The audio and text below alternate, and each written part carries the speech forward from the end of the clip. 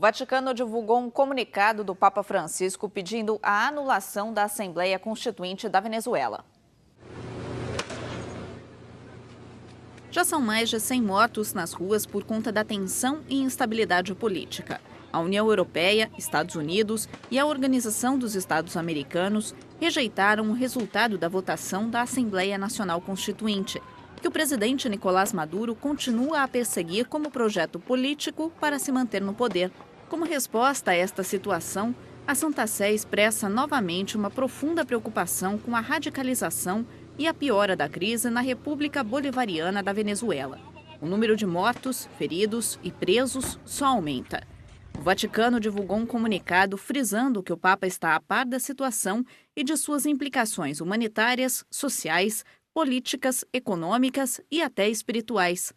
Por esta razão, a Santa Sé pede que essas iniciativas já em andamento sejam evitadas ou suspensas, especificamente a criação da nova Assembleia Nacional Constituinte, que ao invés de trazer reconciliação e paz, encoraja o clima de tensão, confronto e rifa o futuro.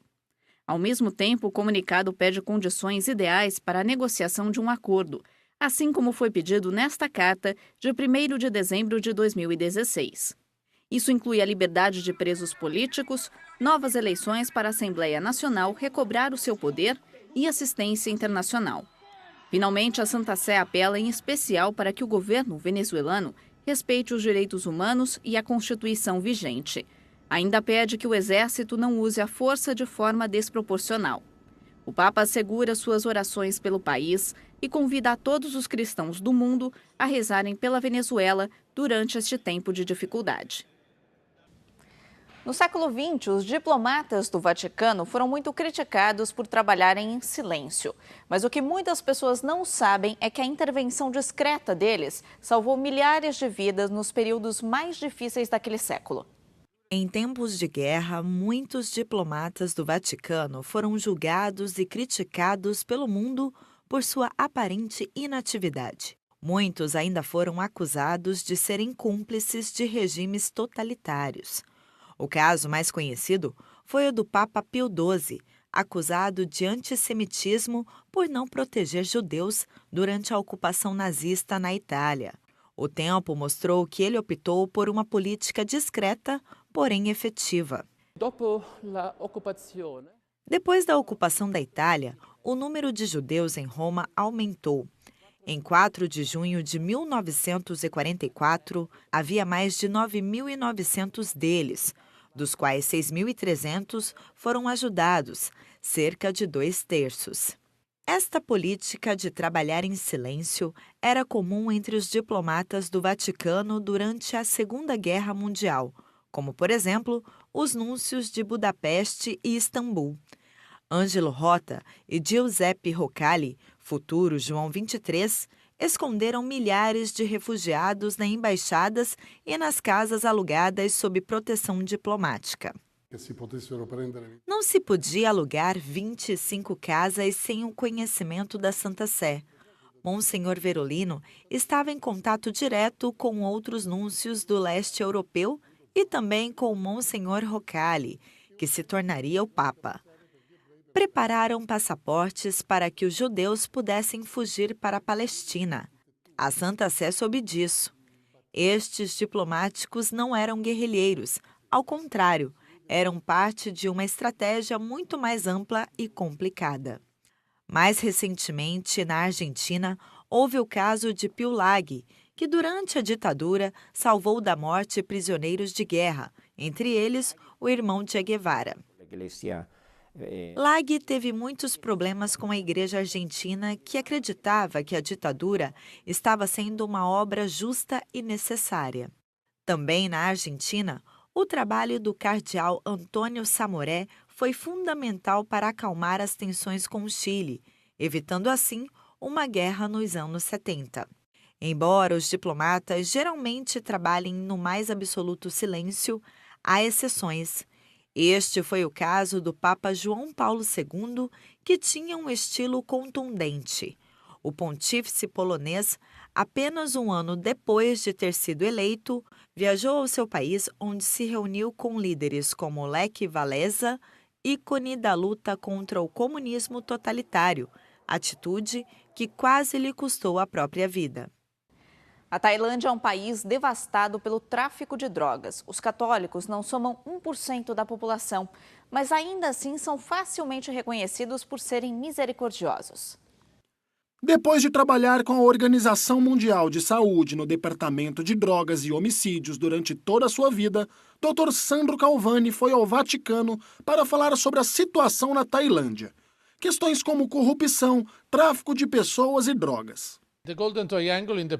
O Triângulo de Ouro no passado foi uma espécie de capital da ilegalidade, em especial do tráfico humano. Por causa da pobreza, cada família chegava a vender pelo menos uma filha para que o resto da família pudesse sobreviver. O mesmo acontece com as drogas, que foram a causa da criação das milícias armadas. Não só as drogas do país como o ópio e a heroína, mas também anfetaminas, drogas produzidas quimicamente e outras substâncias ilegais. De acordo com o professor, este cenário tem mudado lentamente devido também a diferentes grupos missionários presentes no país, como a Fundação Mai Fa Luang. Mas apesar disso, o número de católicos não tem aumentado no país. Dr. Calvani afirma que somente 0,2% dos tailandeses são católicos e que os leigos têm um papel importante e muito ativo na igreja. Ele diz que os não cristãos tailandeses não entendem o que significa ser católico, mas ainda assim são capazes de identificá-los. Os católicos são chamados de pessoas da misericórdia, pessoas que colocam a misericórdia no centro de suas vidas. É assim que vivem e assim são reconhecidos.